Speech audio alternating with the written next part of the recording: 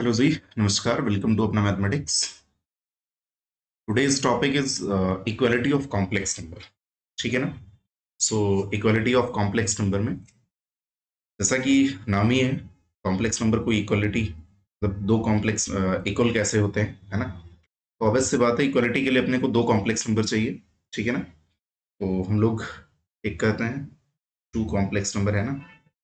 ज्यूम कर लेते हैं पहले तो इक्वालिटी ऑफ कॉम्प्लेक्स नंबर है। लेट एक कॉम्प्लेक्स नंबर आपका Z1 है।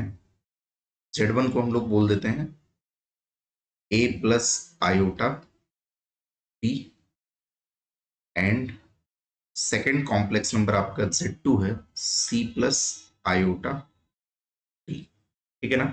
तो ये जो पहला कॉम्प्लेक्स नंबर आपका Z1 a plus iota b है और Z2 जो c प्लस आयोटा d, दो कॉम्प्लेक्स नंबर है।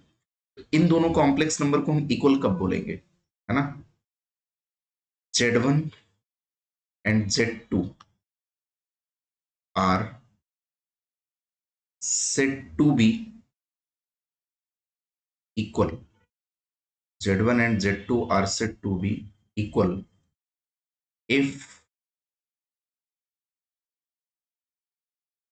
A is equal to C and B is equal to D. A is equal to C का मतलब क्या है कि जो Z1 का रियल पार्ट, दैट इज, इसी चीज को हम लोग कर करके लिखेंगे, that is Z1 is equal to Z2 if real part of Z1 equal होना चाहिए रियल पार्ट ऑफ Z2 के, and imaginary part of Z1 equal होना चाहिए इमेजिनरी पार्ट ऑफ Z2। अच्छा, जिन लोगों को रियल पार्ट और इमेजिनरी पार्ट नहीं क्लियर है वो जाके पहला लेक्चर, है ना, जो है इससे बिफोर वाला लेक्चर, जिसमें हम लोगों ने ऑलरेडी सीख रखा है कि रियल पार्ट और इमेजिनरी पार्ट कैसे करते हैं। ठीक है ना। तो उसको देखिए please. So real part of Z1, Z1 का रियल पार्ट क्या है, ए है। Z1 का रियल पार्ट क्या है, ए है। और Z2 का रियल पार्ट क्या है, सी। तो मतलब रियल पार्ट रियल के इक्वल होना चाहिए, और ये जो Z1 का इमेजिनरी पार्ट क्या है, बी, और Z2 का इमेजिनरी पार्ट क्या है, डी। तो इमेजिनरी पार्ट इमेजिनरी के इक्वल होना चाहिए, यानी टू कॉम्प्लेक्स नंबर को इक्वल होने के लिए रियल पार्ट रियल के इक्वल होना चाहिए और इमेजिनरी पार्ट इमेजिनरी के इक्वल होना चाहिए। ठीक है ना। इट मींस ये भी कह सकते हैं कि अगर दो कॉम्प्लेक्स नंबर इक्वल हैं, इट मींस उनका रियल पार्ट इक्वल है, रियल पार्ट रियल के इक्वल है और इमेजिनरी पार्ट इमेजिनरी के इक्वल है। तो ये बहुत सिंपल सी चीज है ये equality of complex number.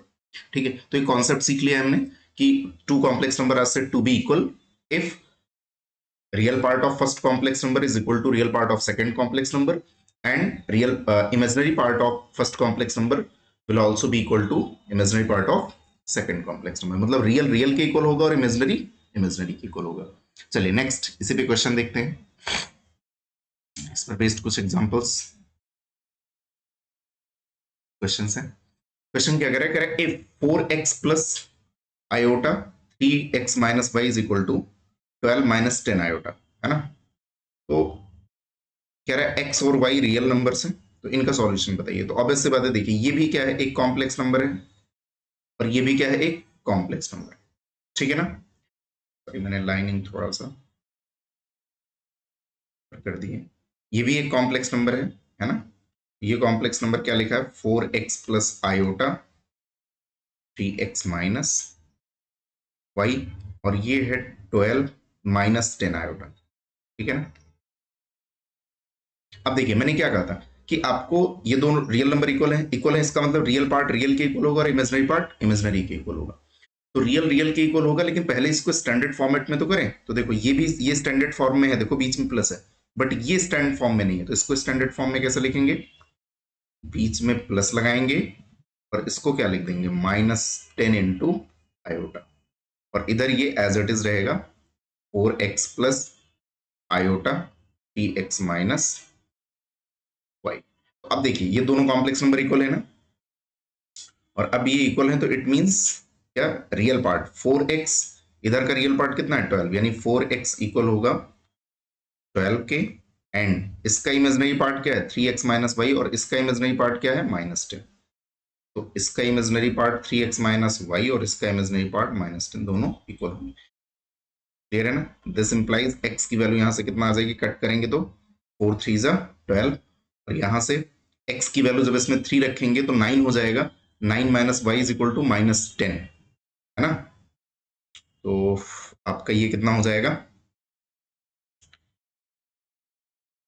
9 minus y is equal to -10, है ना?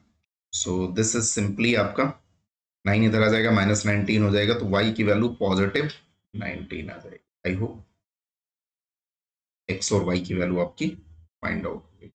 बहुत सिंपल है ये इक्वालिटी ऑफ कॉम्प्लेक्स नंबर, ठीक है ना? तो ये समझ में आ गया होगा। नेक्स्ट एक क्वेश्चन इसी पर और बेस्ड है, ठीक है ना? सो एटलीस्ट तो एग्जाम्पल तो चाहिए ही होता है। कह रहा है इफ एक कॉम्प्लेक्स नंबर ये भी है, देखिए, है ना, this complex number and this equal है। तो मैंने क्या कहा था, जब भी आपको दो कॉम्प्लेक्स नंबर इक्वल है तो इसका मतलब क्या हो, उसके रियल पार्ट और रियल पार्ट इक्वल होंगे, इमेजिनरी और इमेजिनरी पार्ट इक्वल होंगे, ठीक है ना? तो इसका रियल पार्ट देखिए, पहले इसको स्टैंडर्ड फॉर्मेट में लिखिए। तो ये स्टैंडर्ड फॉर्म में करने के लिए क्या होगा, माइनस को हमको अंदर लेना पड़ेगा इसके साथ, है ना, क्योंकि आयोटा के साथ तो नहीं चलेगा। ए माइनस यहां पहुंचेगा और ये भी क्या हो जाएगा, -2b आयोटा, है ना? ओके, और इधर तो स्टैंडर्ड फॉर्मेट में लिखा ही हुआ है ऑलरेडी, आप कंपेयर कर लीजिए, ठीक है ना? तो real part 3a is equal to कितना हो जाएगा 9, और इधर imaginary part -a minus 2b is equal to कितना हो जाएगा 7। a की वैल्यू कितनी हो गई जाएगी यहां से 3, एंड a की वैल्यू यहां आप रखेंगे 3, तो कितना हो जाएगा -3 उधर जाके प्लस कितना हो जाएगा 10 हो जाएगा, तो -2b is equal to plus का 10, है ना, -2b is equal to plus का 10, so b is equal to -5। So a की वैल्यू 3 हो गई और b की वैल्यू कितनी हो गई -5। तो आई होप आपको इक्वालिटी ऑफ कॉम्प्लेक्स नंबर समझ आ गया होगा, ठीक है ना? चलिए नेक्स्ट देखते हैं। नेक्स्ट है, okay, thank you very much for watching अपना मैथमेटिक्स, है ना? To support me please do share subscribe and likes to motivate me. Okay, have a good day, have a nice day.